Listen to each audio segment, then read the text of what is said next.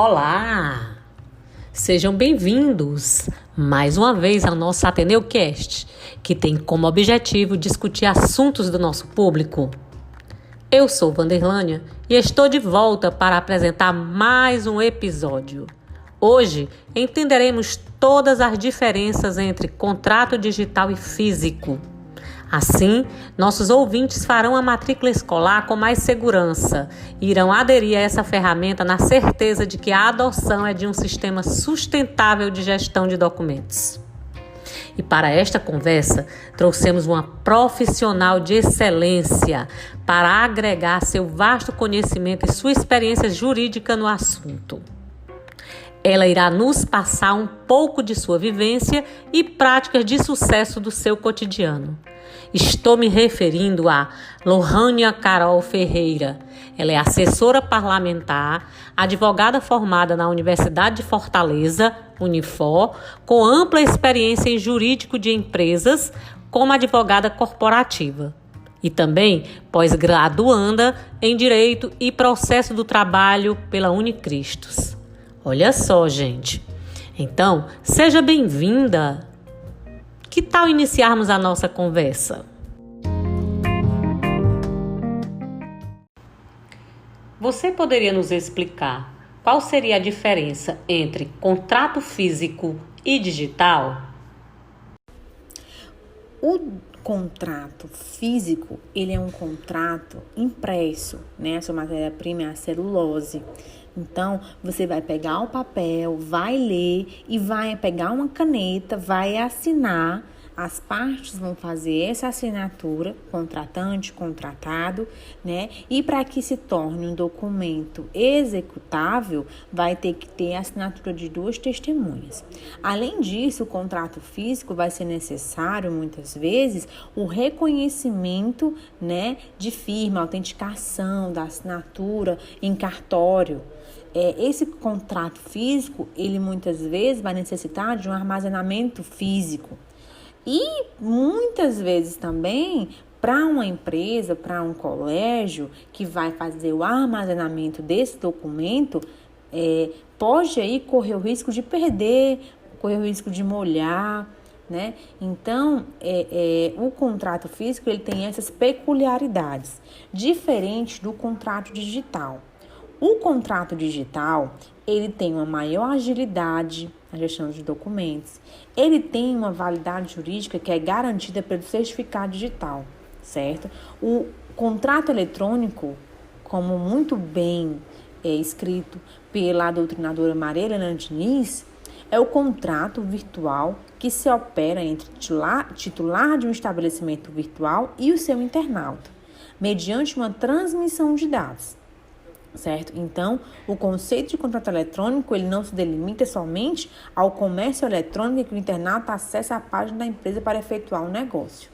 O contrato eletrônico é uma transação eletrônica em que as declarações de vontade se manifestam por meios eletrônicos. Computador, né, podendo ser um sistema informatizado, automático, ou uma oferta pública em um site que tem a aceitação do seu usuário. Ou seja, o contrato eletrônico, ele é caracterizado por empregar um meio eletrônico para sua celebração, mas precisa de uma autenticação de um certificado, certo?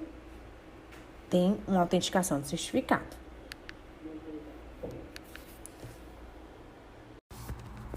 Interessante. Agora, me diga uma coisa. Existe algum risco para o cliente ao adotar o modelo de contrato digital? A questão é se existe algum risco para o cliente ao adotar o modelo de contrato digital. Faz importante destacar que a informação ela é o bem mais valioso nas empresas atualmente. Um dos grandes benefícios do contrato digital é justamente o seu maior nível de segurança, uma vez que os dados eles são criptografados, ou seja, eles são travados de modo que apenas os seus signatários possam ter acesso ao seu conteúdo. Portanto, esse modelo não tem nenhum risco para o cliente. Isso é bom. Isso gera autenticidade, não é? Então, como saber agora se a empresa que faz a certificação digital do meu contrato é realmente segura? É importante a gente destacar que a certificação digital ela é um meio muito seguro, certo? Na prática, isso significa que em uma eventual disputa, numa eventual judicialização para tratar de uma demanda, a incumbência de quem está contestando é que vai provar que não é válida a assinatura consumada por meio do certificado digital, certo? Ou seja, o certificado digital ele é uma garantia de autenticidade semelhante ao reconhecimento de firma em cartório. Ou seja, o reconhecimento digital ele é uma chancela de um terceiro autorizado a ratificar a veracidade de uma assinatura. Insta destacar que o marco legal que introduziu a assinatura digital nos negócios jurídicos nacionais foi uma medida provisória, certo? Em 2001, a medida provisória 2200, que instituiu a infraestrutura de chaves públicas brasileiras, aquela sigla conhecida como ICP Brasil. Onde há uma cadeia hierárquica de confiança que possibilitou a emissão de certificados digitais para identificar e chancelar a autenticidade dos documentos assinados digitalmente, tanto por pessoas físicas como por pessoas jurídicas. A assinatura digital é a garantia de autenticidade semelhante a um reconhecimento de firma, como já foi falado, certo? Um contrato digital, ele tem uma velocidade que é inescapável. Ele faz um upload de documento em uma plataforma digital especializada e de autoridade credenciada, assina em segundos, podendo até indicar locais em que os outros poderão aportar suas assinaturas. Então, existe ainda a possibilidade de um alerta ao e-mail das outras partes, que independente do local em que estejam, podem logar na mesma plataforma e registrar também as suas assinaturas, sem necessidade de fazer download, assim não gerando retrabalho, impressões ou arquivamento em pasta. É interessante também a gente citar que a evolução tecnológica está trazendo mais força jurídica para os contratos, no sentido de geração de provas, que inclui até a geolocalização das partes, ou seja, onde vai se identificar qual foi o computador que foi assinado aquele contrato digital. Certo? Os logos de tempo, para evitar o quê? Para evitar adulteração no momento da celebração do contrato. Ou seja, isso dá uma maior certeza de autoria, integridade, o que vai ser logo aumenta a executividade desse contrato digital, mesmo sem assinatura de testemunhas. Então, é importante citar isso, que hoje a certificação digital que acontece dos contratos, ela é garantida, através da medida provisória, e isso está nos trazendo cada vez mais uma segurança jurídica. Muito bem. Agora, todo contrato digital tem fundamentação jurídica? Sobre a fundamentação jurídica do contrato digital. Nós sabemos que o Código Civil que rege os contratos, ele traz alguns princípios. O princípio da autonomia de vontade, o princípio da força obrigatória dos contratos, o princípio da boa-fé, certo? Então, esses princípios, eles estão ali regidos dentro do Código Civil.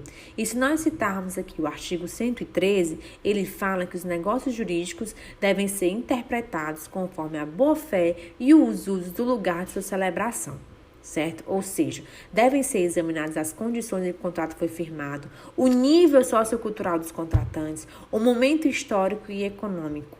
Portanto, se foi feito um contrato e esse contrato está com a certificação digital que está lá autorizado pelo ICP Brasil, que foi instituído pela medida provisória, esse certificado, esse contrato, ele está aí dentro da segurança jurídica, E a sua fundamentação jurídica, ela está mais do que embasado, ok? Muito bem, essas informações estão afinando a nossa interpretação. Então, para um contrato físico ter validade, necessitamos da assinatura de 2 testemunhas. Caso contrário, não constitui um título executivo. Como funciona a validação das testemunhas no contrato digital? caso da validação das testemunhas do contrato digital. O Superior Tribunal de Justiça, no último dia 20 de março de 2020, certo? Ele determinou que os contratos eletrônicos celebrados sem assinatura de 2 testemunhas, exigência ali prevista no Código de Processo Civil, para que dê validade jurídica e aquele documento se torne um documento executável, né? Ele excluiu essa possibilidade. A terceira turma do Superior Tribunal de Justiça, ao julgar um caso envolvendo a execução de uma dívida decorrente de um empréstimo, eles identificaram que não há a necessidade da assinatura de 2 testemunhas, não há essa exigência, certo? Portanto, a decisão do Superior Tribunal de Justiça é de que não há a necessidade de 2 testemunhas para que o contrato ele tenha a sua execução conforme está previsto no processo civil, que a gente faz analogia para os contratos físicos. A decisão se deu no julgamento do recurso, certo? Da Fundação da FUNCEF, que ajuizou a execução de título contra um executado. Então, isso já ficou, o entendimento dos tribunais superiores. Não há necessidade da assinatura das 2 testemunhas. Interessante. Então, deve ficar estabelecido no contrato a utilização do formato digital para que a assinatura eletrônica possa ser válida? Que você pode nos falar sobre isso? No que tange a possibilidade de ficar estabelecido a utilização do formato digital no contrato, para que a assinatura eletrônica possa ter validade, não há nenhuma necessidade, tendo em vista que a medida provisória 2200, que instituiu a infraestrutura das chaves públicas brasileira, a ICP Brasil, certo? No momento em que você realiza a sua assinatura no contrato, vai constar lá que aquela assinatura ela é eletrônica. Então, isso já vai dar todo o embasamento. Assim como no contrato físico não haveria necessidade de citar que a assinatura vai ser física e precisa se reconhecer firme, certo? Então, os contratos eletrônicos, eles não precisam constar expressamente que vai ter uma assinatura eletrônica. Por quê? Porque a partir do momento que você abre o contrato assinado, você vai identificar a assinatura eletrônica que vai constar naquele contrato. Portanto, não há aí essa necessidade de ter esse termo expressamente. A conversa está super interessante, mas para finalizá-la, queria te perguntar: como pode haver a comprovação de que a assinatura eletrônica possui validade e sua autenticidade em um documento que é emitido eletronicamente? Como você pode explicar isso? Sobre a autenticidade do documento, como já falado, a ICP Brasil, que é a infraestrutura de chaves públicas brasileira, ela é equiparada à autenticação realizada em cartório. Portanto, quando se tem em mãos um contrato, um minuto de contrato impressa, que tem ali a autenticação no cartório, já se dá a boa-fé. Da mesma forma, se equipara um contrato digital que tem ali uma assinatura digital. Aquela assinatura digital, ela está prevista dentro da infraestrutura de chaves públicas brasileira. Portanto, a partir do momento que se identifica no contrato eletrônico aquela chave, a assinatura com aquela chave, certo? Aquele contrato, ele passa a ter a mesma validade jurídica de um contrato impresso com reconhecimento de firma em cartório.